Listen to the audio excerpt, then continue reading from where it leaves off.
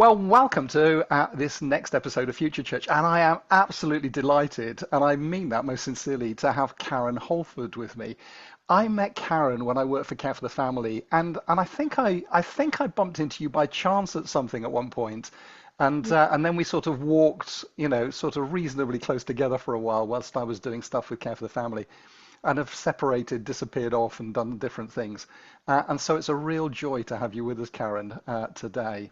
Karen is an expert in every sense of that term where family life and church is concerned. She has written umpteen books. In fact, she has crammed more into her life than I would probably do in 6 lifetimes. It's incredible what she's managed to do. I looked on Amazon just before we met up, and she's got 10 books, I think, on Amazon at the moment. Wow. So, so there we go.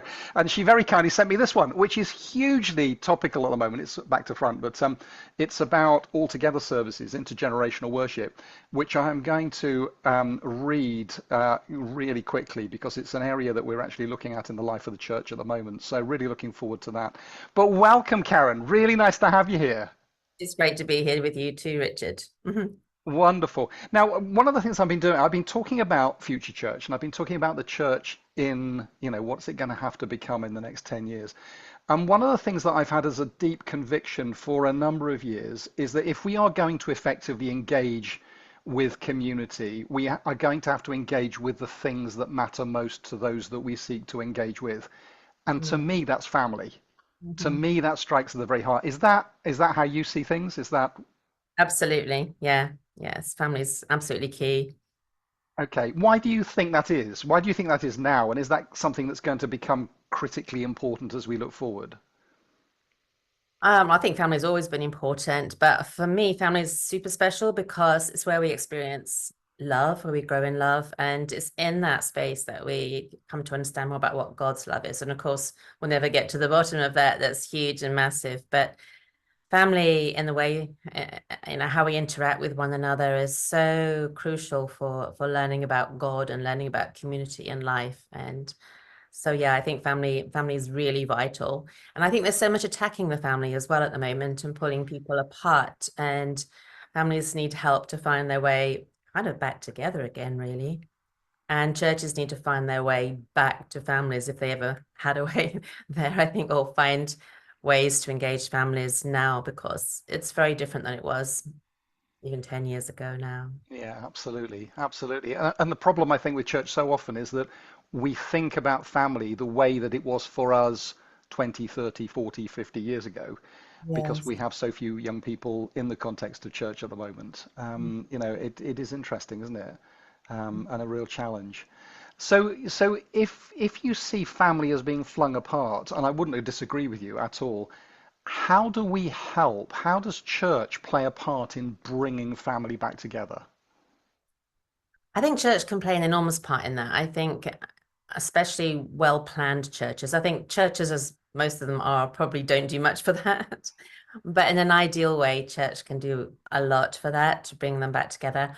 I think that there is many things that can be done that can be off screen, helping people to engage like one-on-one or in small groups or families with relationships, with ideas, with stories, with activities, and have real life experiences together that can really help to bond people and help them to discover love and life and wonder and all those good things.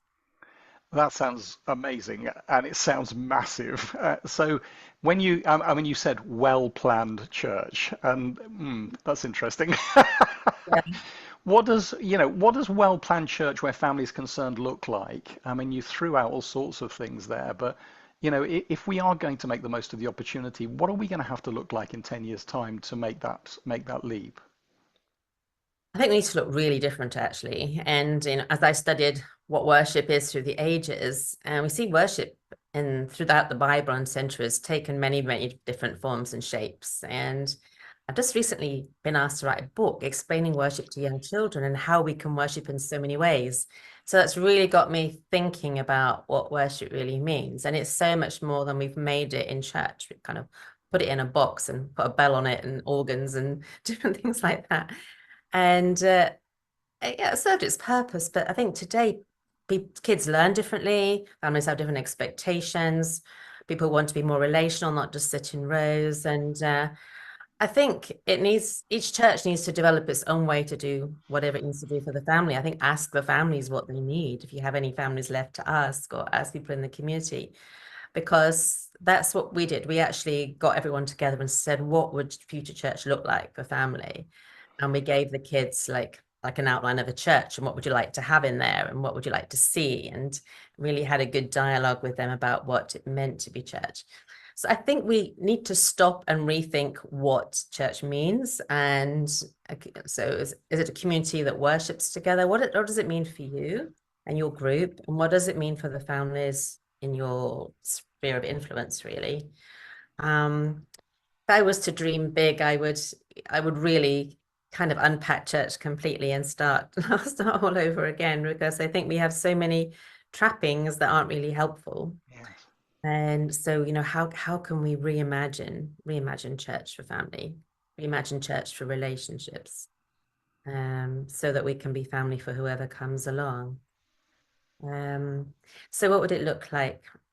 I think we'd listen to families and find out when's the best time. Um, Okay. Because I think sometimes, church in the morning, on the weekend is like, well, maybe the afternoon will be better or something like that. So people can get up slowly and have a nice breakfast and chill out together and then come to church. I see some churches having lunches. They have like something in the morning and then a lunch and then something in the afternoon, with lunch in the middle. So that's at the heart of things, is eating together. I think we need to really deconstruct church. One of the things that I went to that I thought, wow, this could do it, was something called Liquid Church. I Okay. went to a Christian Resources exhibition one year. Have you seen Liquid Church? I've certainly heard of it. Yeah, yeah, yeah. But give us a quick outline, a thumbnail sketch. Well, what really appealed to me was that there were like lots of stations around Yeah. the church space, the worship space, and everyone got together in the middle, and we had like an introduction, prayer, song, I guess, and then an introduction to the theme, and then introduction to all these different stations. So there were creative prayer stations, story stations, active service stations, like things to do for the community to help the community. There was like a very physical thing designed for like teenagers and older kids, where they kind of did some trust exercises. All sorts of different things, really, a reflective space for those who just wanted to think. And what I really liked was it was like pick and mix church. Yeah, And yeah. you can never, when you do something with a family, you can never make everyone happy at once. Everyone wants to do something a bit different. And I thought this was really great because they maybe had 7 to 10 stations, and there were like three times, and you could go and choose what you did. And you could do the same thing twice, go back to it if you wanted, or you could just sit where you were. And so that way you kind of pick and mixed what you wanted in your worship to suit your personality, your learning style, how you were feeling that day, really.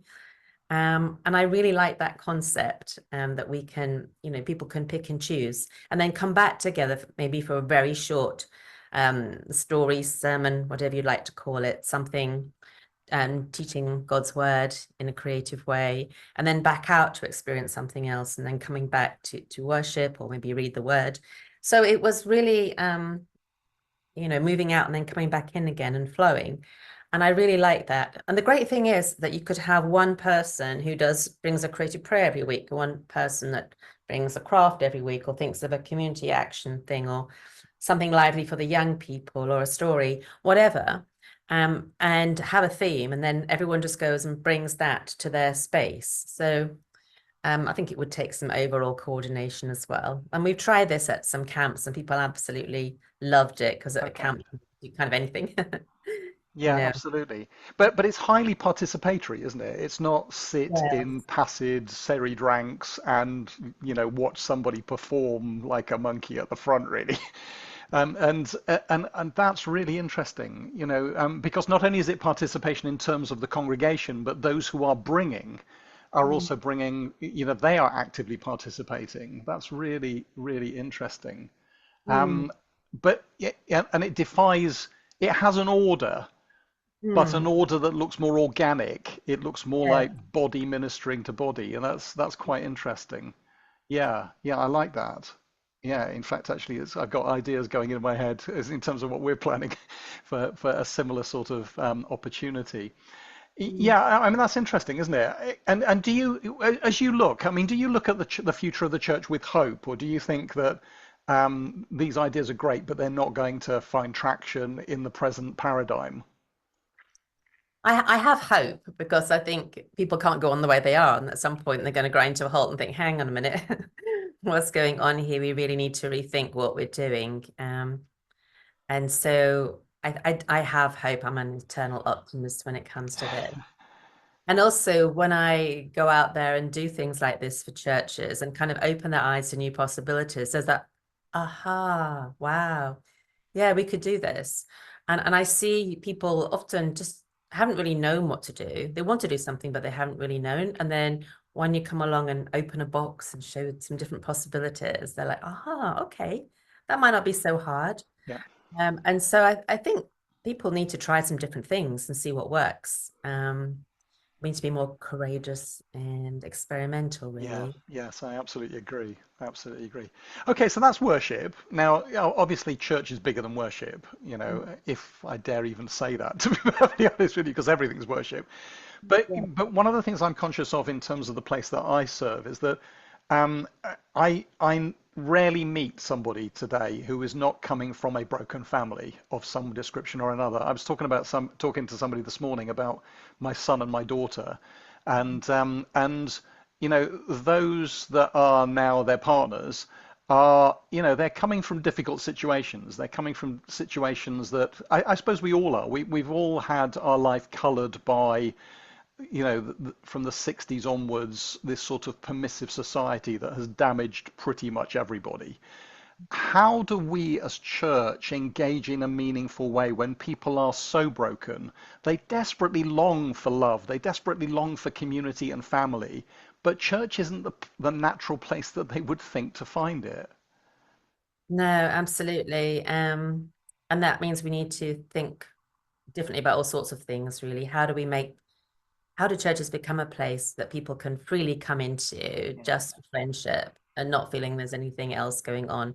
And people aren't used to that, just coming in. And I see more churches having like coffee mornings and spaces, or creating a cafe or something completely different space to the church, which I think is great to be in part in the community, because it starts with making relationships. And how are we making relationships with those around us? Because if we're not making relationships with them, they're not going to come and make relationships with us.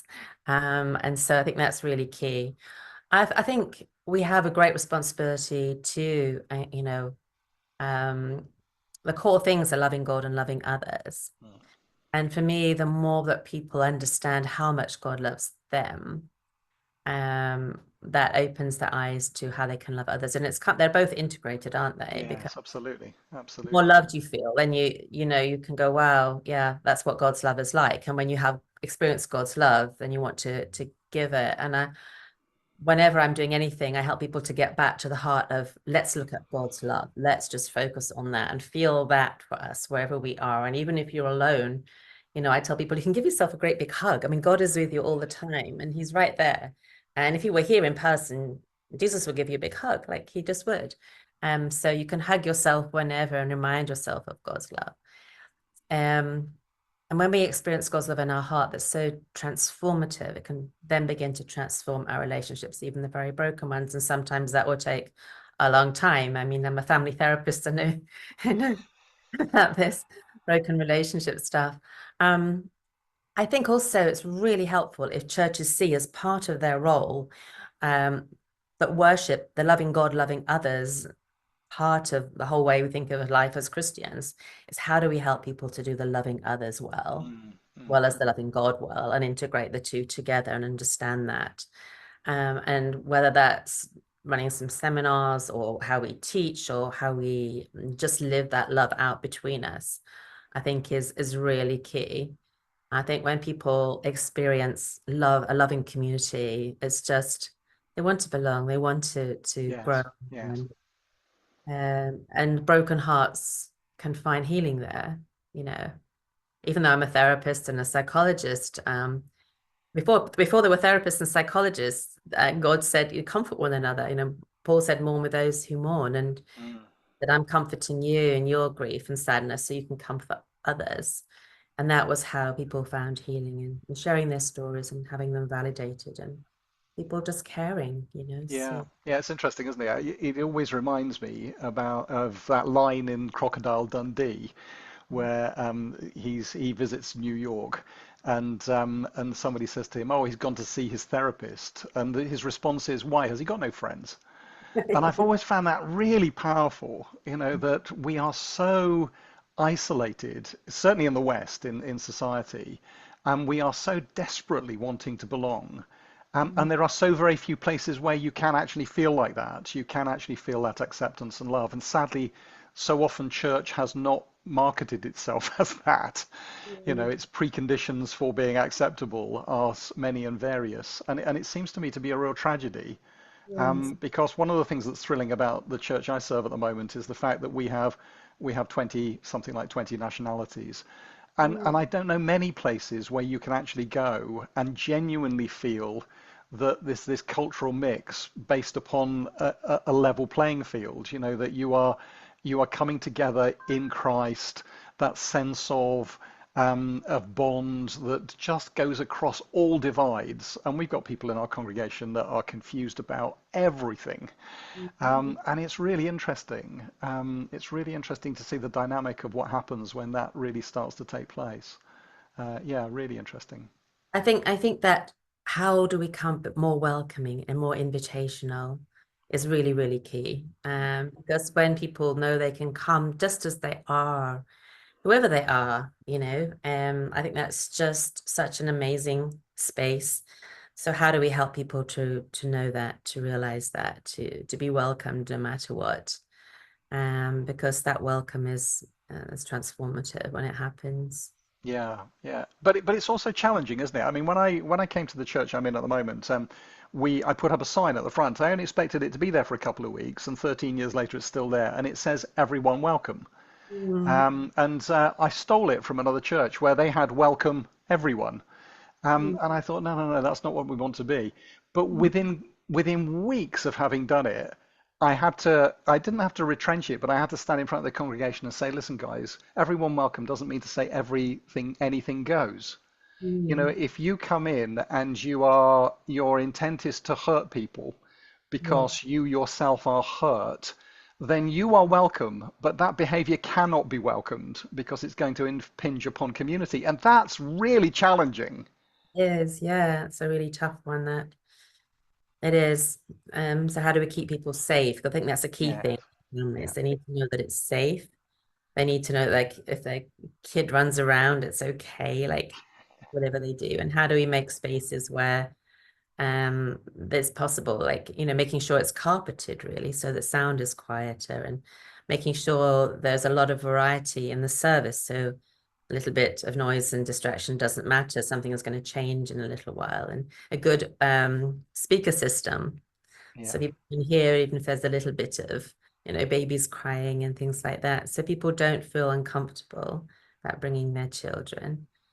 And having welcomers for children, you know, having children welcome children come to Oh, church. okay. So there's an Interesting. adult, you know, standing at the door and they greet the adults and the little children kind of wriggling around the legs.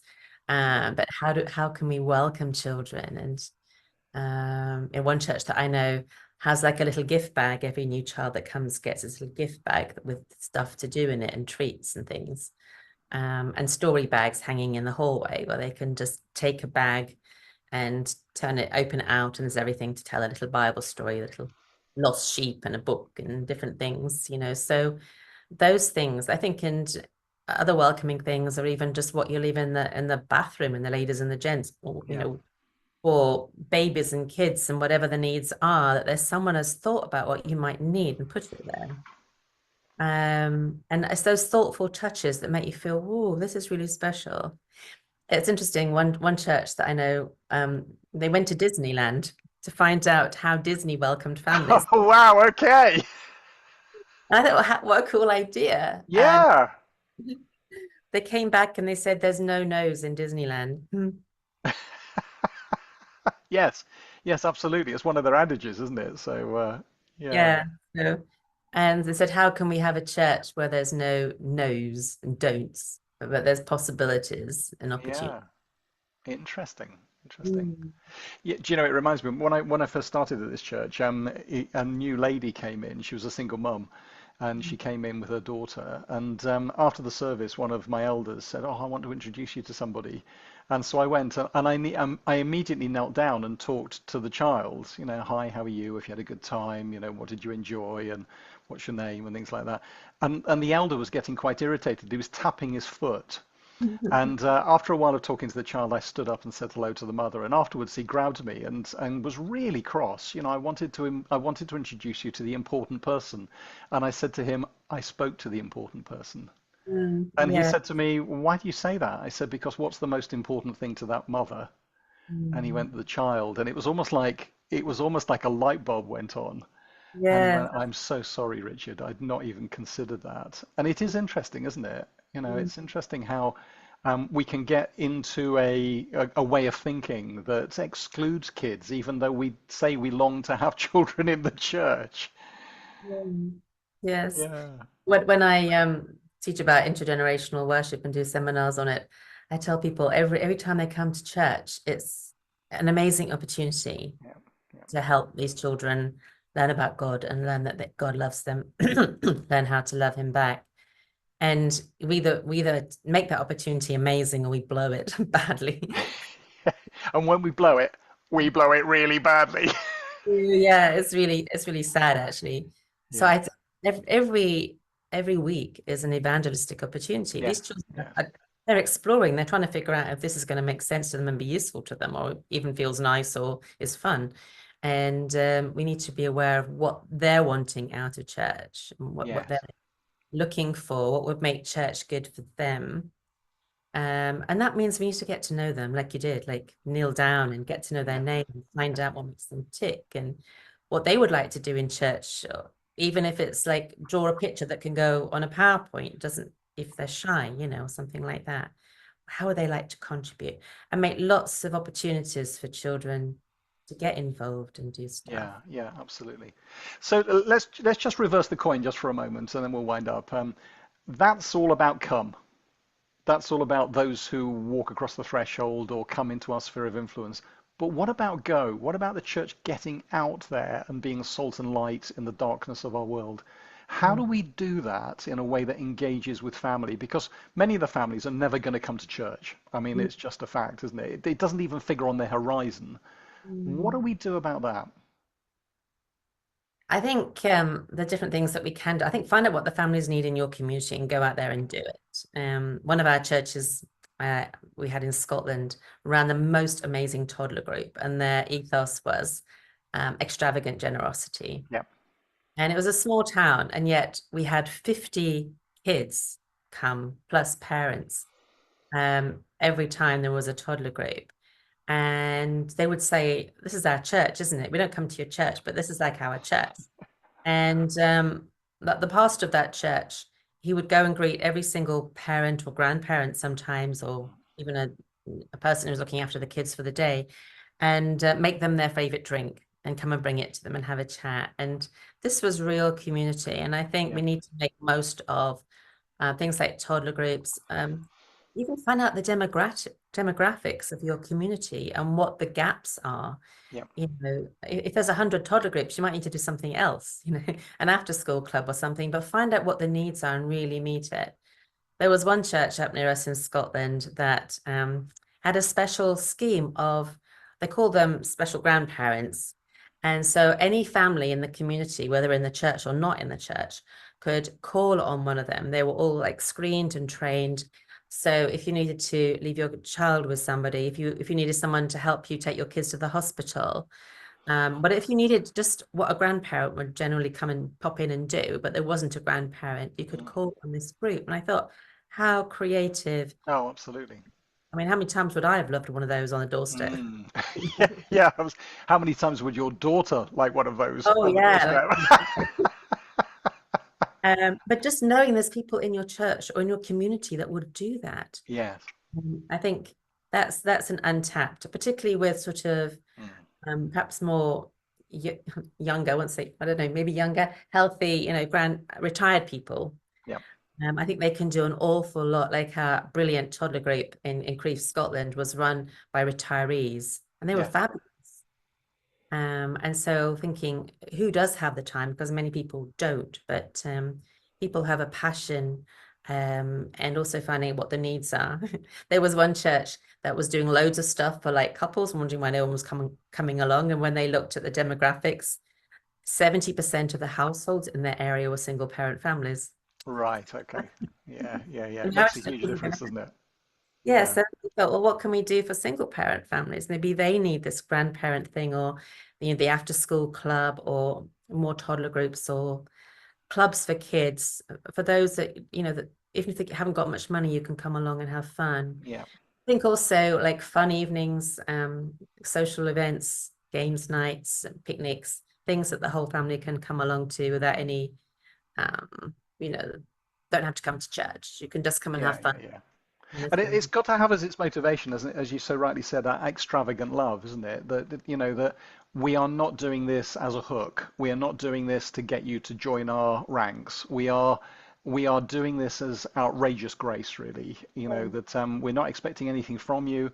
And that is powerfully gospel because it is so rare that Yeah. anybody does anything for nothing, or even into the negative of nothing, whatever that is.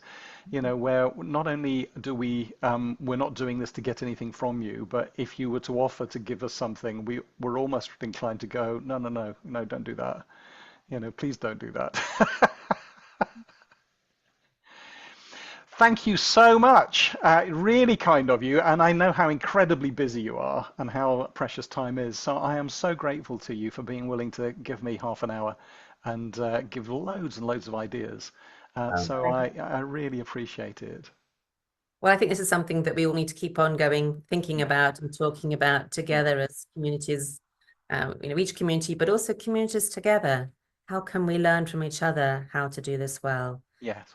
We're going to need to know how to do this. We need to Yeah, do it. none of us have got all the answers, have we? And No, uh, no. and the truth is, regardless of which church you're a part of, which stream, we are all in the same boat. We're all struggling with the same issues, without a shadow of a doubt. So yeah, absolutely. Thanks, Karen. Fantastic. Thank you so much. Really Thanks. appreciate it.